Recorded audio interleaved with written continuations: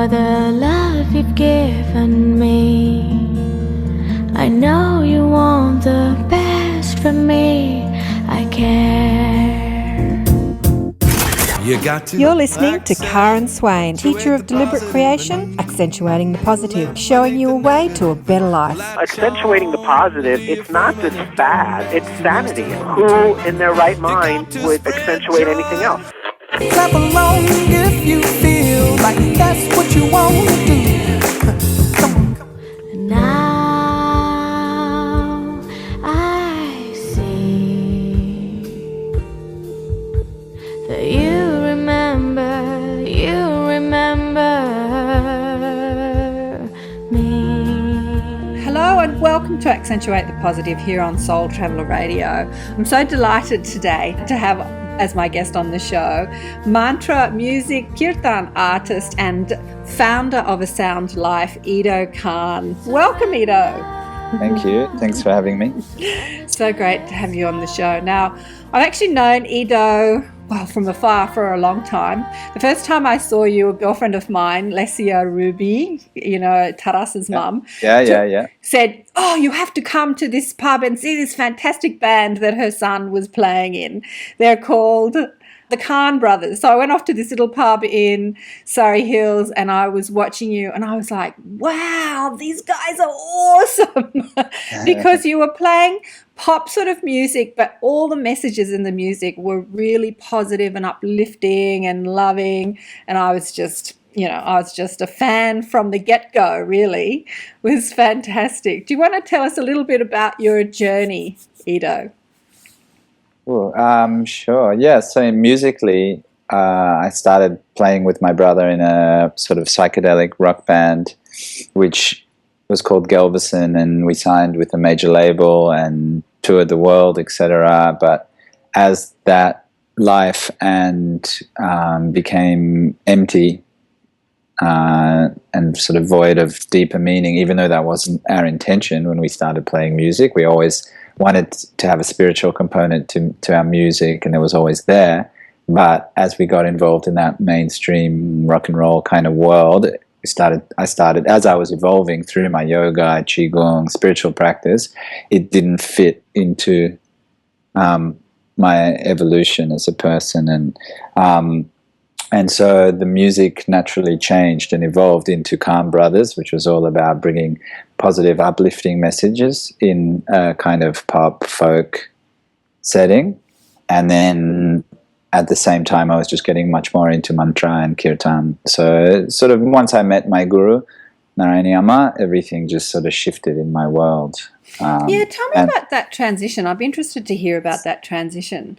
So you were doing the sort of pop thing and then you started, how did that shift go from the pop into the mantra and the kirtan? I mean, for me, it was quite a radical rebirth experience. So people have so many different transitions in their lives, but for me, it was quite a intense experience because I got to a point where, one, I was just not happy in myself. I was going along in this world and searching from a young age for some deeper purpose and meaning, but not knowing where to find it. Mm-hmm. And in the world that I was in, touring and doing music, it just wasn't harnessing my potential, and it wasn't harnessing the music's potential to share love and joy and all the things that we do now. And so I just got to a point where I was pretty much depressed, I just was empty, and I just was praying to God, please send me something. I need a guru, I need an enlightened master, I need someone to help me. And my friend Ben Lee, he met Amma in New York. I saw the transformation in him and I knew I had to go. And I'd met other gurus before that, Amachi and different people, but I knew they weren't my guru. And so when I went to India the first time with my mum and a group of people, Ben and his mum, I just knew something was going to die and something was going to be born, but I didn't know how it would transpire. And so that trip was life-changing. Wow. That was the rebirth experience. So it was really just like yeah, amazing. So I came back. That changed my understanding of who I was. It released me from the burdens that I was carrying that I didn't think I would be able to release myself from, and it brought me into mantra and puja and all the things I do now. So it brought my devotion. Well, it brought out the bhakti, really, the devotion. So that was the grace of the Guru, that was Amma's grace and blessings to enable me to see who I am and to be able to share that. And when I left there, I didn't even take a guitar. I wanted a break from music. And when I left, I said to Amma, how can I serve? How can I serve you? How can I serve the world? Thinking if Amma says, just stay here, clean the bathrooms, that would be enough. But Amma just said, just sing, it brings joy, and so I just felt this green light in my heart just go, wow, that's what I've always wanted to do. Now I know why and what and how to do it. And so I just came back with this new sense of purpose in why I'm a musician and why I do what I do. Wow, nice to have that confirmation from someone that you revere. Yeah, totally. And also just nice to strip away the ego element of what was being done, to know that there's actually no desire to do this anymore other than the desire to be of service. Beautiful. And so that stripping away enabled me to touch purely again what was the reason I entered music in the first place, as a child. It wasn't to become a star, it was just to express love and joy, Absolutely. Yeah. Absolutely. Great message. Well, great message. I mean, I think in everything we do, we could have that message, whether we're musicians or mothers or career people or accountants or artists. Exactly. I mean, we transpose everything that our Western sort of materialistic, ambitious society puts on us into everything, whether it's our spiritual life, our spiritual career. Everything's about like, we've got to reach more people, got to do more of this, got to raise the consciousness of more people. And it becomes this whole, again, this kind of myth, or not myth, but like this false idea about what the purpose of spiritual awakening is. I remember sitting with Amma, Joe and I were sitting with Amma, and Amma said, so how many people are coming to Ido and Joe's kirtans? So sometimes, 200, sometimes 300, sometimes 50, sometimes 400, whatever. And Amma said, spirituality is not about counting heads. It's about that the people who come have the real transformation.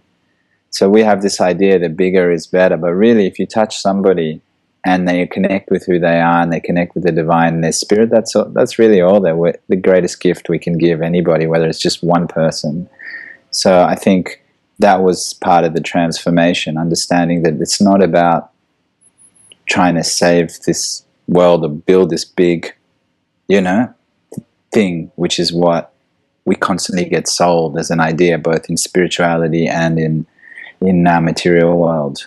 Or our material world transposes onto our spiritual world. But actually, it's just about each one of us waking up. That's enough. Yeah. When you said before, it's not about reaching all these people to awaken humanity, that's kind of my story, really. The reason that I'm on media is, I saw the media pumping out really fearful messages and everyone being scared and everything, and I thought, oh my God, media is such a powerful tool to bring a message to somebody, and I want to use that tool to change the message from there's so much to be afraid of to there's so much to be grateful for. There's so much love, and I do get caught up with how many people are seeing this, how many people are awakening. So it's a great reminder to it's really not about the numbers. It's just about that one person who hears the music or listens to the conversation, who's transformed, who's changed, who remembers who they are, who is exactly who returns to love. Yeah, exactly. I mean, of course, it's beautiful because once we return, we want to share that. We want to go up to everyone, and go, "Hello, do you remember? Can't you remember? Why? Wake up! Come on!" But just by being present and by being loving ourselves and not getting caught up in that ambition and getting stuck in a new striving, Yeah, exactly. we stay free, and then it becomes everything we do is loving, because we don't have an agenda anymore to try and get to somewhere, or we're not trying to, every opportunity is not an opportunity to get somewhere else. It's just an opportunity to be present together and share that moment. So I think that's it's a powerful message. There's a song in that. Now, look, you've been on this big journey. Wow, you've been on a powerful journey, and people that know you and know Ido and Joe, know a bit about the journey. But for those people who don't know you, let's talk about your journey. So you met the love of your life, Joe Moore, and started a kirtan mantra band called Ido and Joe. Do you want to talk about how you met Joe? I was chanting at a yoga school in Sydney called Yoga Moves, and Joe was practicing there. And so every Sunday morning I would just sit in the back of the shala and chant and sing. And then Eileen, who's the founder and teacher at Yoga Moves, she invited me to come to their Bali retreat. And I remember I wasn't looking for a relationship. I was even thinking my life's going to be sannyasi, or not sure what even my path is in that respect. And my sister-in-law said, "Oh, maybe you'll meet somebody at the retreat." And I was like, "No, I know who's coming, and I'm not really interested anyway." Jess said that too, did she? Yeah, Jess said that. So anyway, so then I get to Bali, and Joe's there, and I'd noticed her.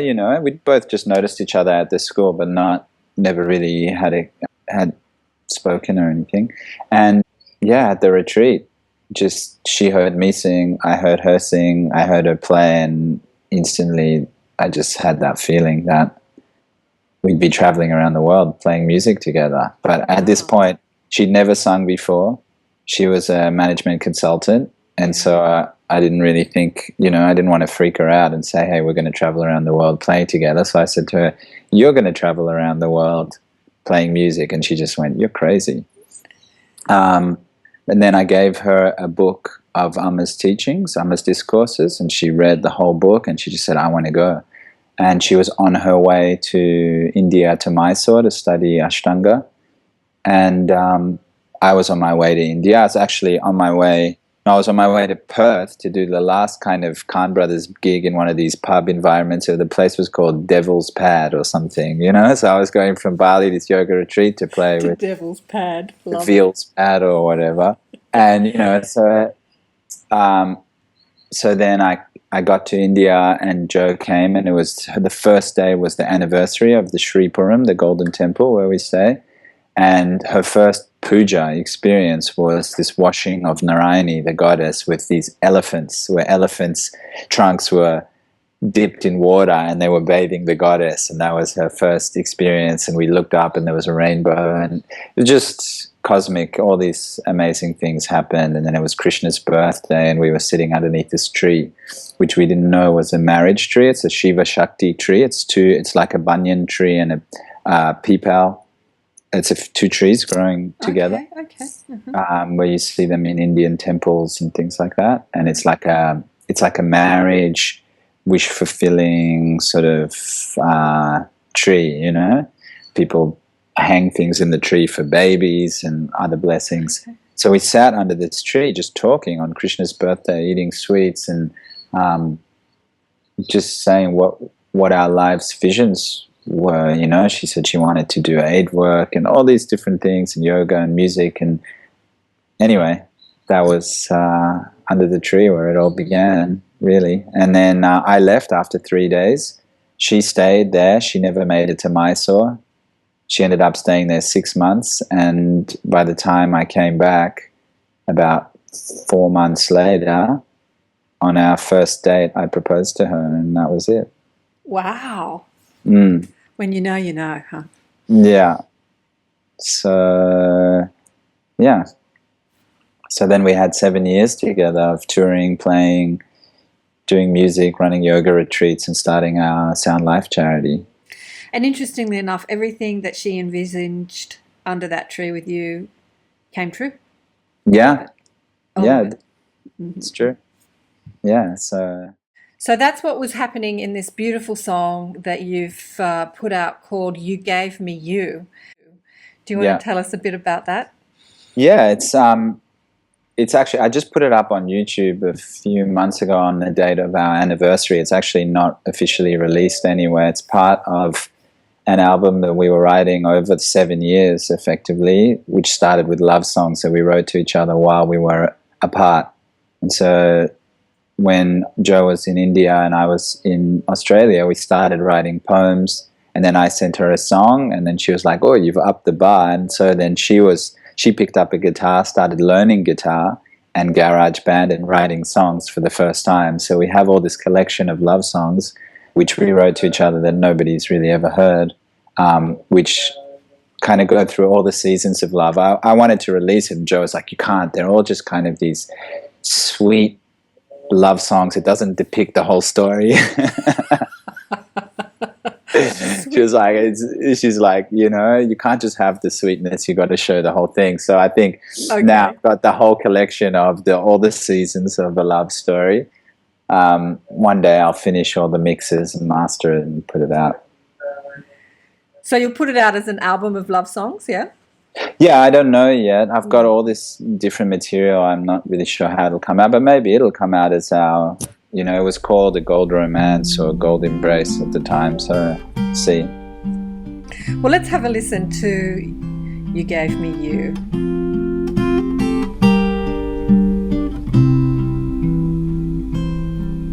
I was searching for you in the depth of my heart. I traveled the earth just to find you. I was looking for gold, for someone to hold. I was dreaming of a lover just like you.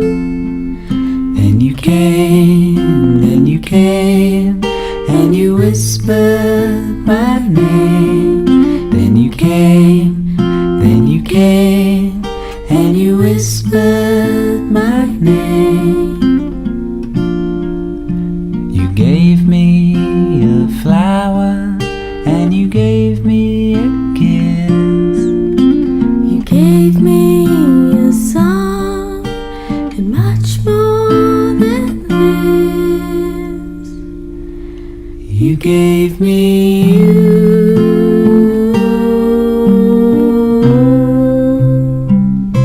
You gave me you.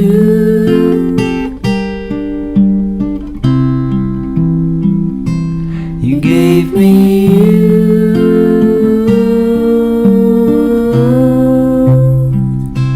You gave me you.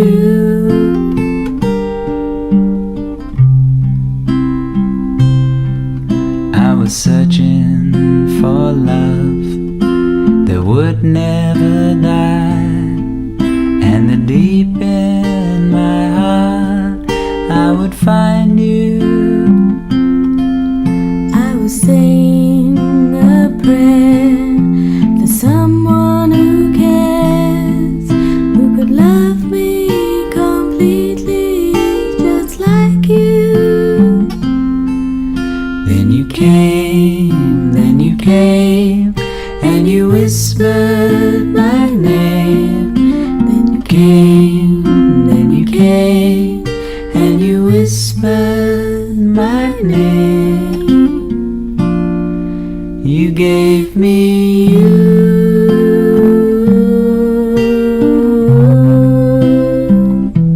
You gave me you.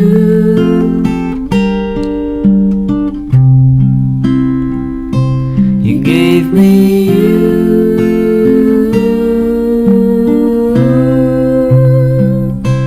You gave me you.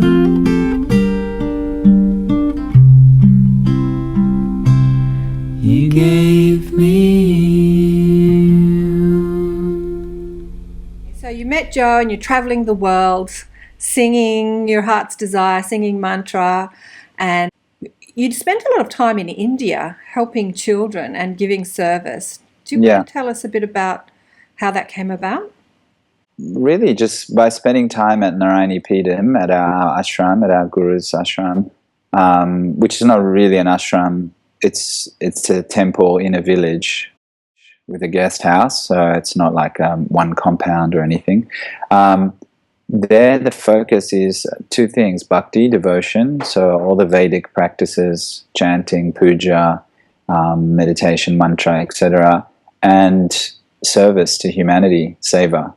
And so, our teacher always says we need two eyes. One is devotion and one is service. Without, we can't see. And so we would just have opportunities to serve at the hospital, at the orphanage, at the school, feeding people. They feed 5,000 to 10,000 people a day, at the temple, free meals. Some days, 80,000 people. So, wow. Yeah, I mean, the temple gets between 20 and 100,000 people a day. So, and everyone gets a full lunch, full like banana leaf, 3-course meal. And then throughout the day, prasadam, which could just be a bowl of rice or a bowl of sweet semolina or some dessert. And so you can just go and you can just serve. And what we learned was that whether we're giving out a bowl of food or a bicycle to somebody with a disability, one of these hand-powered bicycles, or a wheelchair, or an check for a heart operation for a child with congenital heart defect, we actually weren't doing anything. Somebody puts this thing in our hands and we're just passing it on. And that was our guru teaching us the gift of giving, unconditional giving, where something lands on your hands and you pass it on. And everything there is a lesson, in how to give, how to serve, how to love. So there, it was just part of daily life, It wasn't like we were seeking to do extra special things. It was just part of living there, part of being there, is that every day you have an opportunity to be of service to the world.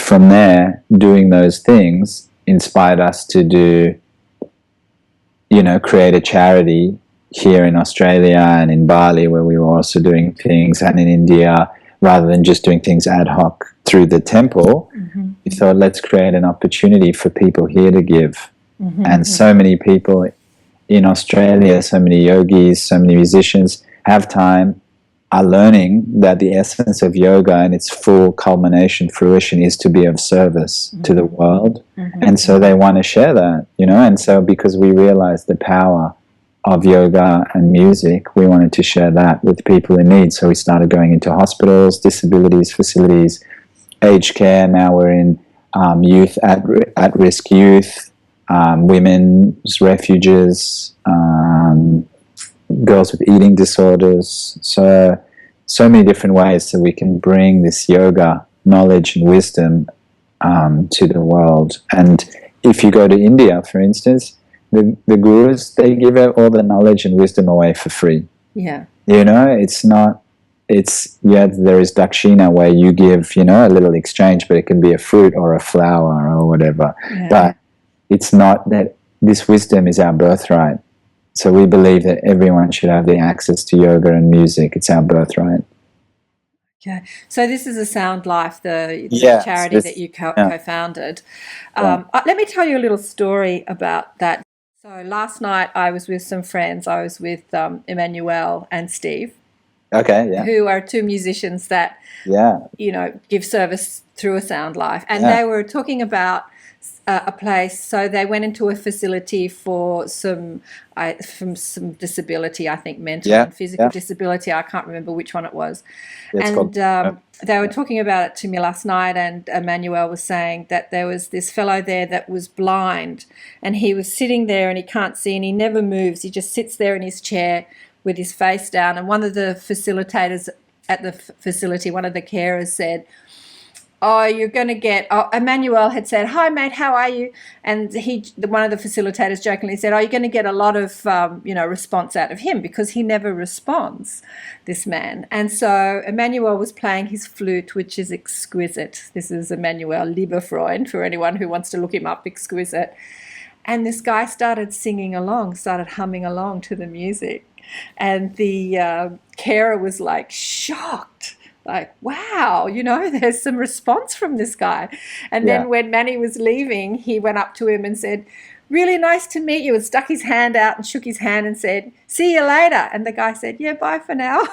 And the carers were like, they were because this guy never responds to anything. Yeah, exactly. It was such a beautiful story. I just had to share it.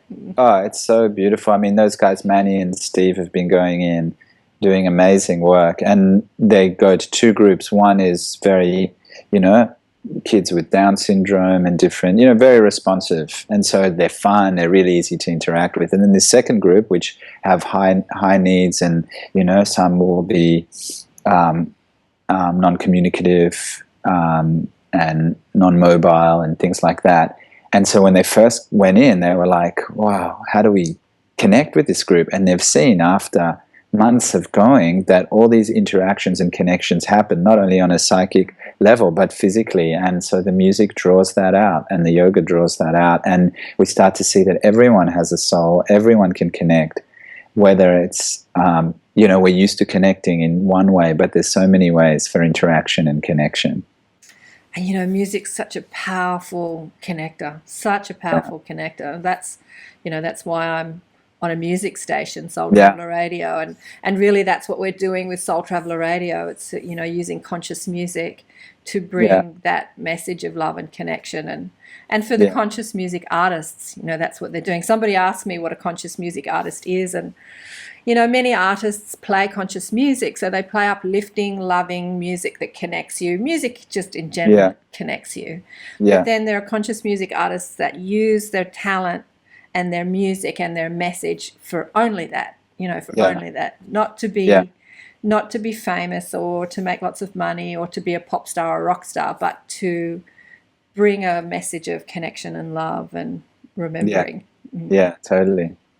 There's this, I think it's a Jewish story where God's creating the world and the angels are saying, don't give humans music because they'll just commercialize it, ruin it, and he's like, no, I'm giving this is the greatest gift to the human world, So now it's about remembering why music was created, and all the transcendental music art forms, remember that, Indian classical music and mantra and all these, remember that there's a deeper purpose to music.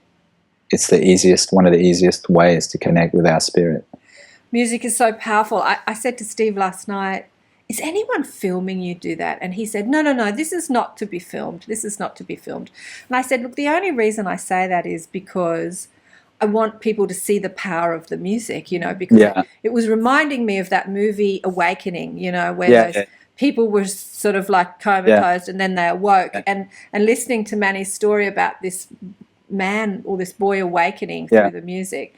And the two of them were just saying how much joy and bliss and pleasure they get out of doing it and experiencing that too. So it was just so beautiful to hear that. There's a little video that I made called Sound Health promo video. I don't know if you saw that, and it's got Steve in it and Vanessa sharing music. It's just a short video on their Sound Life YouTube or on their Sound Life website. Yeah. Of dancing and doing yoga. In the times of silence in my How do you feel after the yoga? I open to the Very nice and emptiness relaxing. that only sees everything as grace. Do you feel more relaxed? Oh yes. Relaxed, peaceful, calm.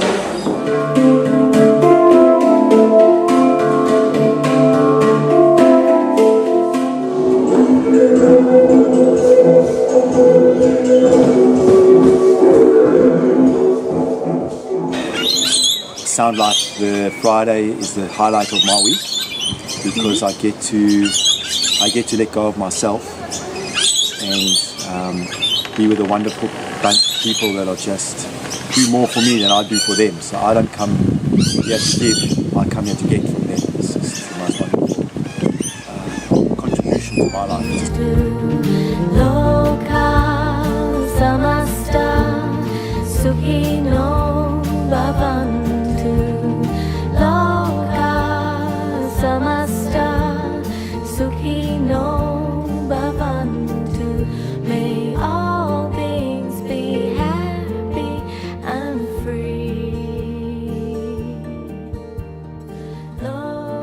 great. We started making a documentary years ago, but it'd be great to continue filming. Power of music. Yeah, just to capture it. But he's right. You know, the greatest moments that you don't get them necessarily on film. They're just there. Yeah. They're intimate moments that it's nice when there's no camera there. Yeah. Face kind of doing it. Well, Shane Locke, the founder of Soul Traveller Radio, started making a documentary called The Rise and Rise of Conscious Music. So maybe you guys could get together and finish it somehow. Yeah. And put that aspect in there, you know. Yeah. The power of music, the rise of conscious music, because the whole point of conscious music is, you know, to create that awakening, to create the awakening, not just in someone who looks asleep, but in someone who appears completely awake but is asleep. Yeah. Yeah. What song would you like to play now? What should we play now? Maybe like Siddhi Buddhi or something. Okay, let's. Siddhi Buddhi Prade Devi Bhukti Mukti Pradayini Mantramurte Sada Devi Mahalakshmi Namostute Mahalakshmi Namostute Om Siddhi Buddhi Prade Devi Bhukti Mukti Pradayini Mantramurte Sada Devi Mahalakshmi Namostute Mahalakshmi Namostute Om Siddhi Buddhi Prade Devi Bhukti Mukti Pradayini Mantramurte Sada Devi Mahalakshmi Namostute Mahalakshmi Namostute Om Siddhi. We're back. You're listening to Kahn, accentuating the positive here on Soul Traveller Radio. My guest today is Ido Kahn from Ido and Joe, mantra music, kirtan artist. Now, Joe was your love and your partner, and she transitioned recently. Do you want to tell us a bit about your journey with that, Ido? Yeah. You know, I was thinking about, like I could say a year ago, I had the perfect life, you know. I'm married to this beautiful woman, love of my life, as you say, and as I say. And, you know, we're running this charity, everything's going great, music, yoga, everything. And then within a few months, she's gone. Yeah, it happened so quickly. Yeah, so once she was diagnosed with this cancer, 7 weeks later, she left this world. And so it was definitely not expected, but it was a profound experience on so many ways. You know, there is the physical loss and the pain, but there is also a sense of understanding of death in a whole new way. You know, anyone who's seen somebody die and be with somebody when they're dying just has a new appreciation for the fact that we can leave in any moment. But where we go and where that soul journey continues to, not everyone is educated about that. And fortunately, through yoga and all the Vedic teachings and personal experiences of seeing that our soul is eternal and that our soul is on a journey, for me, I've had the opportunity to connect, not just with my own essence beyond this physical form, but with Jo as she transitioned. And because she passed in such an amazing way, you know, I think about how people just leave this world like this without an opportunity to say goodbye. You know, these kids who went to the concert in Paris and then never came home, or somebody in a car crash. Like, at least we had this 7-week process where she got to heal any things that were left to be healed with her family, with my family, with anyone. She basically closed all their accounts, as they say. You know, there was no business left undone. She was just this emanation of love. And as her body started to deteriorate more and more and more, her spirit started to glow more and more. She really embodied that we're not this physical form, not in an intellectual way, but she really was aware very tangibly that she's a soul in a body. Yeah.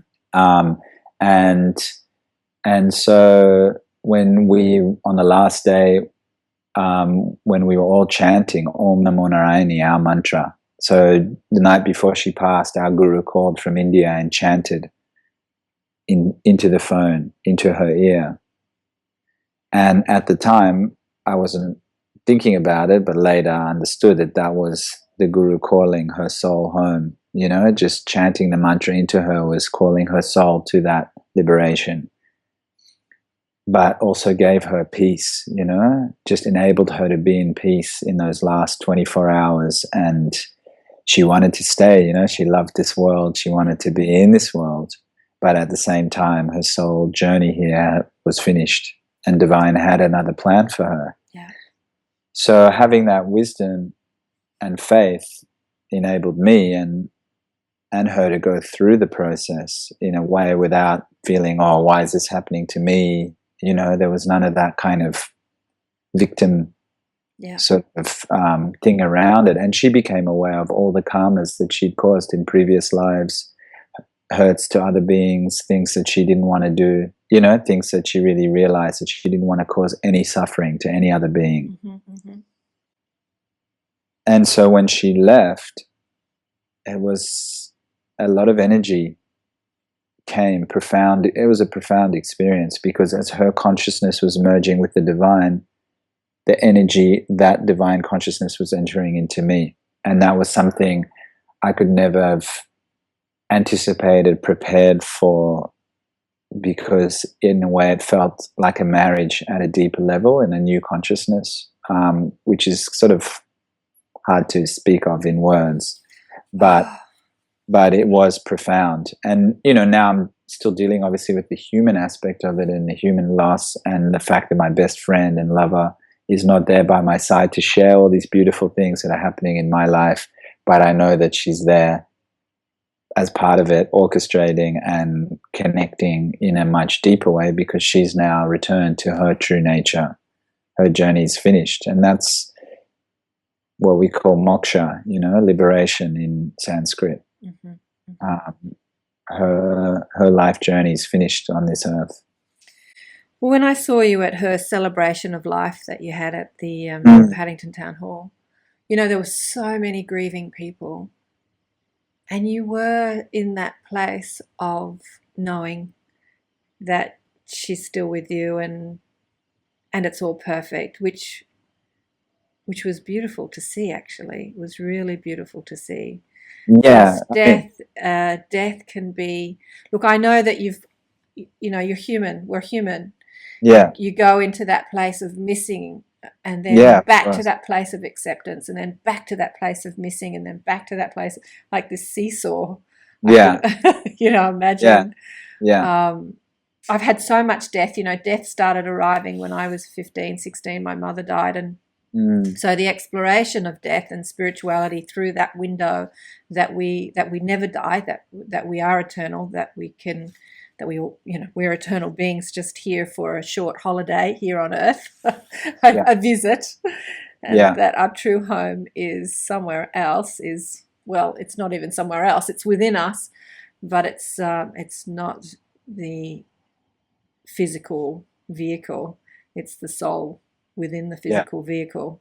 And that soul is still accessible and attainable without the physical vehicle.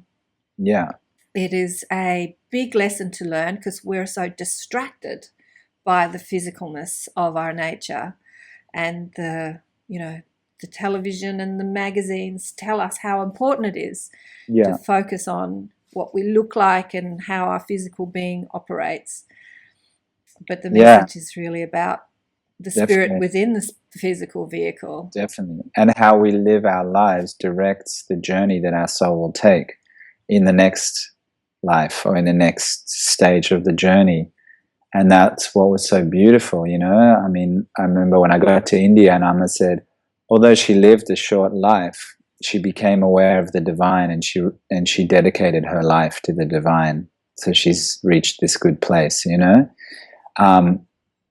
Our consciousness is directed by our thoughts and by our main focus. And if we're focused on the material, then when it becomes very hard to leave when it's time to leave, because the soul doesn't want to leave this earth. But she was able to leave and not hover around and feel stuck, you know. And so within even 6 hours after her passing, our guru was sitting in India, and he just looked out at the, you know, sitting on the patio, and just looked out and went, she's arrived at the lotus feet, you know.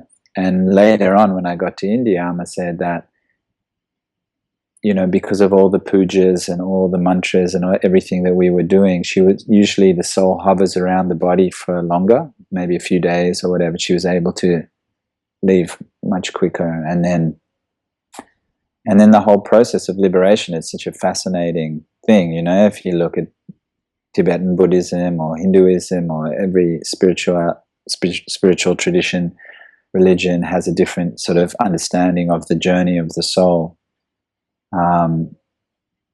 The liberation could mean that we're on the trajectory to liberation, but we still have more births to take before we get there, or it could mean that we actually finish off all the attachments to this world, and we, at the end of this incarnation, we merge back into the divine, into that bliss, into nature, and that's it. We don't come back again, unless, of course, we can choose to come back again as a enlightened being or whatever it is. So it's so fascinating, you know. I guess the main thing is because it's so subject to our own perception and experience and faith. The main thing is that this is just one experience in consciousness out of so many experiences and universes, and so opening ourselves to the potential that there are so many other experiences that we can have as a soul. Absolutely, absolutely. You know, I've interviewed quite a few people who have had near-death experiences and all sorts of experiences. One of my fascinating guy is having these astral experiences with the spirit guide who wants him to write it all down in books. And so it's just mind-blowing what's available for us, you know, the travels for the soul to travel. Yeah, it's the whole universe, you know, we can travel. It's just wild what we can get up to. Like and this is just tiny. But in saying that, it's still good to be focused here in this moment. Well, you know, on the potential for the love and the service in this moment. Yeah. Well, from the Vedic perspective, the human planet, the human birth is the rarest gift, because even angels and other beings long to be born as humans. So only humans can attain the moksha, the salvation. And that's why it's considered the most rare opportunity of all births, to be able to come to this earth, serve others, which you can't do in any other creation. Animals can't do it. You know, only humans have the capacity to enrich the lives of others and to realize their divinity, and which is why this is such a precious gift on this earth. Yeah, I'm just thinking, you know, of translating that into other, you know, other meaning. So it was said to me that because this is such a difficult playground, because we come in with this forgetfulness, because that maya, that veil, because we're so, it seems like we're so far away from who we really are as the infinite love and spirit and soul and God, that challenge is only for the ones that are up for it. Do you know what I mean? Only for the ones that can really know they can do it. And obviously a lot of us come in and we get lost in the maya. We get lost. We just get lost in the forgetfulness. We get distracted by other things that are so seductive, and the pursuit of money and fame and ego and power in other ways. And so it's difficult to remember because all these other distractions are seducing us to look the other way. So it takes an enlightened soul or a courageous soul to say, yeah, I'm up for that. Yeah. Well, from my own experience, it's very difficult to do it without a master, without a spiritual guide, you know, because if you want to walk down a pathway that's dark and somebody else has walked in that darkness and lit up the path before you, it makes it much easier. Sure it does, yeah. There are but many, there are many masters out there too. yeah, My masters, because I was crying out for a guru. I read Autobiography of a Yogi when I was young, and I'm like, where's my teacher? Where's my guru? And I went to so many gurus, and then one day my guides were just laughing. They were holding their bellies, laughing, just saying, oh God, you're so funny. They were laughing at me. They said, the guru you're looking for is within. Just stop focusing, stop looking for it outside yourself, and excuse me, and look within and find that guru within, and that got me really connected to my guides. So they're with me all the time. I call them blissful beings. They're like a mob. I call them the mob, or a stream of consciousness that speak through me, and I expanded those abilities to touch, to be able to reconnect to our soul, and people that have transitioned, and it's a nice place to be. You're never alone. Definitely. I mean, I think if somebody finds, a diamond the size of a brick, and they don't understand the value of the diamond, then they just go, why do I have to carry around this heavy weight? And they just throw it. But once the person who knows the value of the diamond goes, wow, I'm so lucky I found this diamond. And that's the human birth. If you don't understand its preciousness, it seems like a weight, it seems like a burden. But when you see what the value of it, then you go, wow, I'm so lucky to have this human birth. I think because, like you were saying, with the materialism and the pull towards the Maya, the veil, this is Kali Yuga, this is the age of ignorance, sin, materialism we live in. So that's why that is the dominant energy. It is the age that pulls us towards the material. But within that, even the Maya, she puts the greed inside of us. That's her soap. Our teacher always says, Maya gives us greed, but she cleanses us with greed, because through greed we discover the emptiness of materialism. Absolutely. So it has a purpose too. And you hear it. So many people that are successful and have, like, Jim Carrey, he says, if I could give everyone the gift of fame and fortune, then you would know that that's not what you want. That's not what you're looking for, Exactly. Yeah. So we're pulled by those greeds, whether it's greed for power, greed for property or wealth or lust or anger. I've got somebody doing some gardening. God, great. Well, let's put on a song. How about we play the Jewel, the new one that you've just released. So you've just released a remastered song by Joe called Vani the Jewel. Yeah. So the Jewel is a song about that jewel, Om Mani Padme Hum, the inner divinity within us, the jewel in the lotus. And Joe and I were writing it in India. We have a Kuan Yin, cross-stitched Kuan Yin that her cousin made for her. So Joe is half Chinese, half Indian.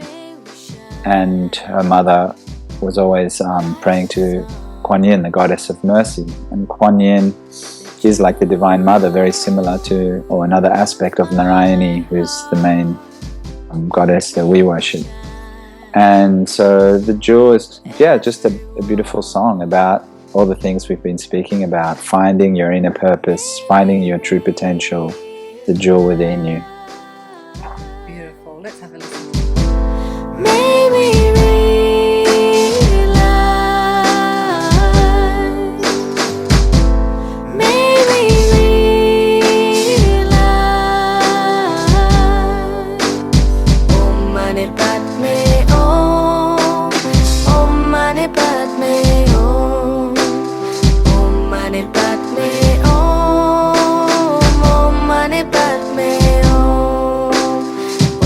Padme Hum.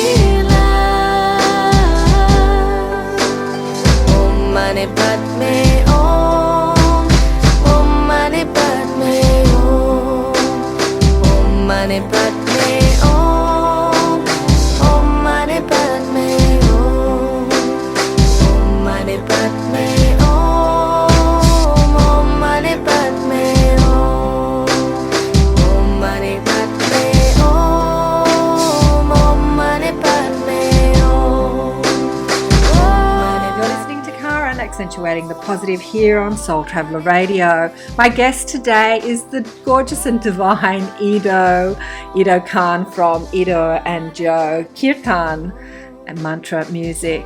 And of course, we've been discussing Joe's transition last year. So what's in the future for Ido? It's a good question, because what I felt happened when Joe passed was, like, in a way, all my plans got ripped away, which was both devastating and liberating, you know. So now I am more like the wind, you know, just I'm here today, I don't know where tomorrow, and it's just one step at a time. So there's all the beautiful things that we've set in motion in terms of a sound life, the charity or the charity, actually, which I like. Somebody described charity as charity. It's actually about sharing, not charity. Yeah. I love that. Is really just amazing things are happening, and we're about to create a pretty extraordinary healing space in Sydney this year. So that's a big project. Wow. And and with the rest, it's just day by day, one step at a time, just surrender to the divine plan, you know. I just know that divine has a plan for Ido, just as it had a beautiful plan and has a beautiful plan for Joe. So I'll just see what unfolds, you know, just keep surrendering every day. Look, yeah, that's all any of us can do. Stay connected and stay in the moment, really. That's all any of us can do. Stay, you know, have your dreams and desires and kind of let them go and stay connected to love and stay in the moment. Because I would imagine, because, you know, Ido and Joe was doing so well. There were so many things happening. And for me, for the personality, like I interviewed Joe about her Vani project and, you know, meeting up with Solon, with Matt Sigmund and doing the Vani. And I was so excited about more of that. You know, I said, I love this, Joe. Like, I want more of it. And of course, it all came to a sort of a halt. So that part of me that wants more sort of went, oh, no. But it's hard to see the divine plan inside that. You know, it is hard to just see it, but you've just got to, there is a divine plan, and you'll look back in 10, 20, 30 years and you'll just say, wow, it was just all perfect. It couldn't have been more perfect. Totally. And even if we can't see a divine plan or believe in a divine plan, it is what is, you know, and you know what is always what is. And so you can't argue with that. You can either accept it or fight it. And if you fight it, you suffer. And so the gratitude, you know, Joe left us so many beautiful songs and beautiful things that I'm going to be working on to release all the Vani stuff. So her music will live on forever. And it's rare that somebody leaves this world and leaves such an impact, you know, which is just a mark of what a beautiful soul, what a beautiful person, and what a beautiful life she lived. So that still has its flow-on effect. So I know just trying to find that gratitude and being grateful for every day. You know, I was thinking about her journey the other day, actually, and thinking about the struggle of being so connected to the divine and her teacher and her guru and her purpose and her dharma, and yet her body was failing her, and that journey, and then coming to that acceptance that I'm not going to heal this body because that's not what the plan is. You know, the plan is the ultimate gift of service, really, is to come and spread your light, shine your light, and then leave early, and that light just gets bigger. You see it with so many people that die young.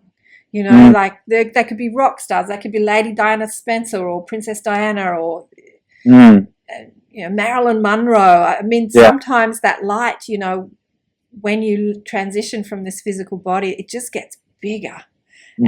And that's just happened with Joe. You just can't. I mean, you know, I could say, oh, wouldn't it be beautiful if the karma was deferred to later on in life? But then maybe she wouldn't have had the same opportunity to leave the body in the same way when she was 80, you know. Maybe there would have been all these attachments, or her next journey would have been not the same. Or, you know, we were trying to start a family. What if we had a kid and then 2 years later she left this world and I'm left with the 2-year-old baby? You know, there's so many different variations that could have happened. So we can't conceive of why we can't see the full picture, you know. So if we could see the whole picture, then maybe we could say, yes, this is the best thing for this soul and for the people around. So it's you know, requires a lot of trust. Absolutely, a lot of trust. Well, you say we can't see the whole picture, not yet. Yeah, exactly. But, you know, I'm sure I know when we transition, we get to see the whole picture. We get to see the beauty of the tapestry. At the moment, we can only see the individual strands, but which don't make sense. Like you said at the beginning, you know, the message that she keeps affirming to me and I keep getting back is never doubt the perfection. You know, there is so much peace and love, and everything in this world is created out of love, even though it might not look like that at the time, even though we're suffering, but it is all designed to help us experience love, you know, every bit of it. And so that's the message to keep coming back to. Every single experience is there to help us awaken into more love and surrender and bliss. Absolutely. I was saying to Ido before that I was tuning into Joe just before we came on the call, and she was so present. You know, I could see her, I could feel her, I could hear her. Hi, Karen, in her personality. That was Jo Moore, not as she is as her whole self, or I'm sure you have another Indian name for it, but, you know, her whole self, her higher self. And interestingly enough, I was feeling this pain in my physical body and my stomach as I was tuning into her. And I said, what was that? And she said, oh, yeah, you're just tuning into, you know, that body that I was wearing. I said, what would you like to say to people? And she said, don't be sad for me. Don't be sad. I'm happy. I'm in bliss. I'm exactly where I'm supposed to be. Yeah. And that's what she says to you too, huh? Yeah. Yeah. Well, this was a message I got on a full moon. I was sitting in a puja in India in the temple, and I just heard her voice talking to me, and I just had to write it down afterwards. So it was never doubt perfection. All is perfect. I'm always showering bliss on you. All other memories are not reality. Now I'm always showering rainbows of bliss upon you. Just say yes, catch it, play, play, play. You are love. Love everyone. It's all one. It's all perfect. Enjoy your time on earth. Teach people how to love, how to lose, how to let go. There is no loss, only change. There is only love. We are one forever. Keep laughing. Keep smiling. Misery is an illusion. Grief is a choice. Choose bliss. That's it. Just can't get better than that, really, can you? Misery is an illusion. Grief is a choice. Choose bliss. That's just beautiful. It's just the best. So that's a song. I'd like to hear those words repeated over and over and over in a song, please. Can't wait for the song to get downloaded.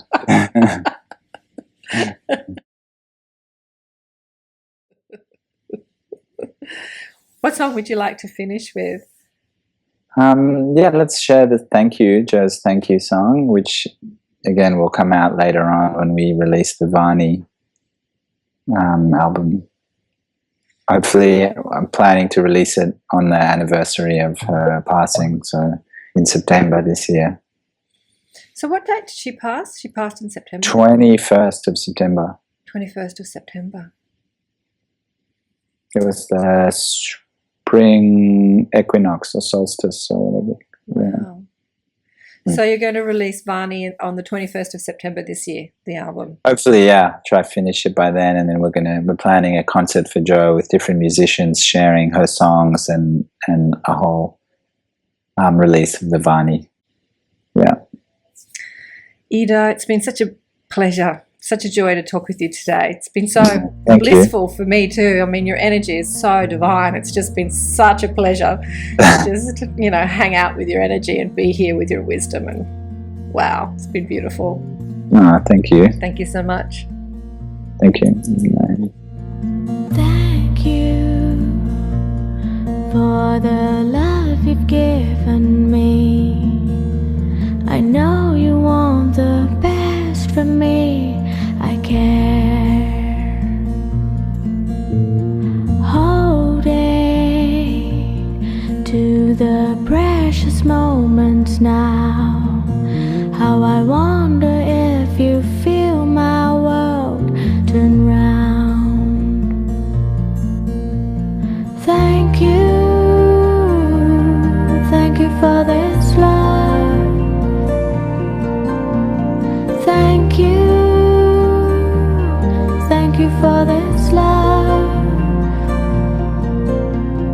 Change is here and I know it's undefined. Even in winter, sun shines from behind. I choose to make it a welcome ground. The earth may shake and the seas may be screaming, for our love is a taste of new beginnings. I choose to flow in the sweetness of this birth. Surrender to this love.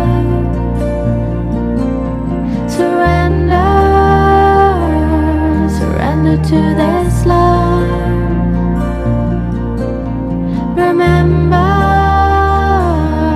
Remember all this love.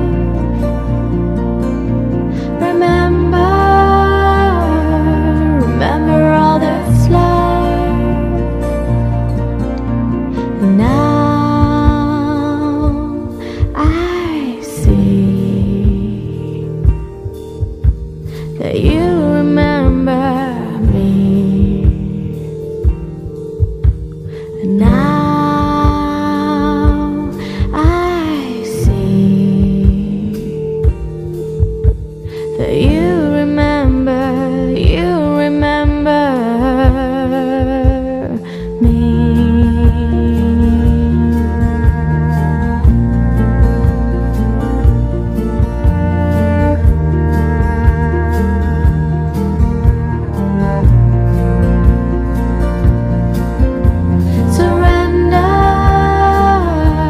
Surrender to this love.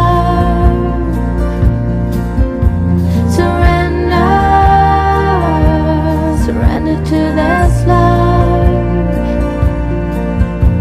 Remember all this love. Remember all this love. Loka samasta sukhino bhavantu. Loka samasta sukhino bhavantu.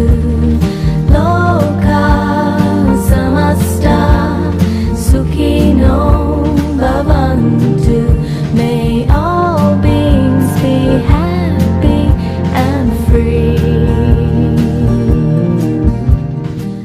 How beautiful it was to speak with Ido today on Accentuate the Positive. Thanks for joining me. If you'd like to support his charity, A Sound Life, please go to asoundlife.org. There you'll see the beautiful song, The Jewel, the Solon remix by Joe Varney. And you can donate to A Sound Life by downloading the song and putting in a small donation. Thanks again for joining me. I hope you enjoy the rest of your evening or your day, wherever you are in the world. Remember to support Conscious Media and Soul Traveller Radio. It's changing the world. Go to Soul Traveller Radio on Facebook and show us your love. Also go to Accentuate the Positive Radio with Kahn Swain and press that like button.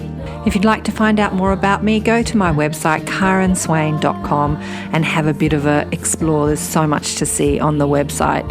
You can also book a reading with me there.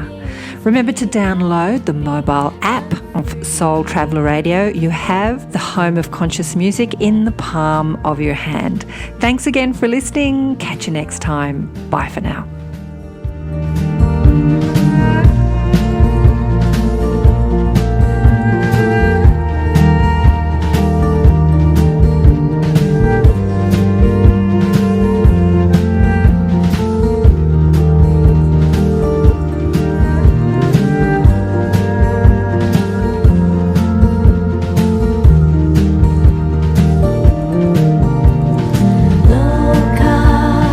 Samasta Sukino